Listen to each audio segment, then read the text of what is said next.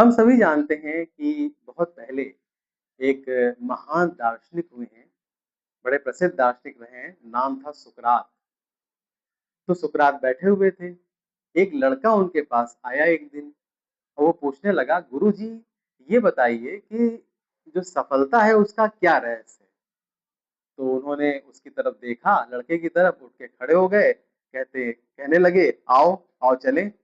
अब सुकरात आगे आगे, लड़का पीछे पीछे, सुकरात आगे आगे, लड़का पीछे पीछे।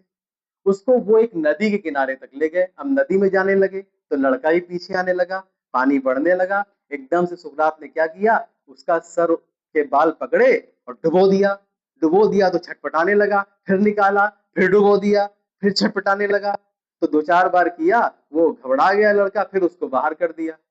तो वो लड़का सोचने लगा कि हमने तो इनसे पूछा था सफलता का रहस्य, ये तो हमको मारे डाल रहे हैं, ये क्या बात हो गई? तो सुकरात ने हंस के कहा कि ये बताओ कि जब तुम डूबे हुए थे, जब तुम्हारा सर डूबा हुआ था, तो तुमको सबसे ज्यादा जरूरत किस चीज की थी, लग रही थी? तो उस लड़के ने कहा, हम सांस नहीं ले पा रहे थे, हमको हवा की ज्यादा जरूरत पड़ रही थी। तो कहते हैं ठीक इसी तरीके से, जिस तरीके से तुमको हवा की जरूरत लग रही थी जब तुम डूब रहे थे, उसी तरीके से जब तुम अपने लक्ष्य को उसी तरीके से, लक्ष्य के प्रति उसी तरह की छटपटाहट रखोगे तो तुमको सफलता जरूर मिलेगी। ये सुकरात ने कहा। आप देखिए ना, श्री रामचरितमानस में भी तो कहा गया है, सकल पदार्थ है जग माही, कर्महीन नर पावत नाही। सारे पदार्थ हैं लेकिन कर्महीन व्यक्ति नहीं पा सकता। अब आप कहेंगे भाग्य, ठीक है, मैं भी मानता हूं भाग्य होता है, भाग्य आपको गिराएगा, लेकिन आपको गिरना है फिर उठ के चलना है। गिराएगा, बार बार गिराएगा, लेकिन आप उठ के चलिए।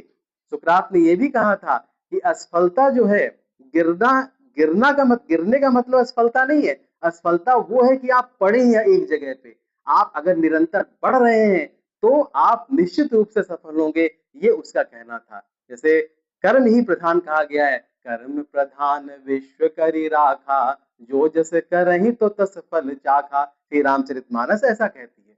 तो कर्म करिए, गीता में भी कर्म का महत्व बताया गया, कर्म ही हाथ में है। बाकी किसी तरह के विचार अपने मन में मत लाइए, तभी आप सफल हो पाएंगे। बहुत बहुत धन्यवाद।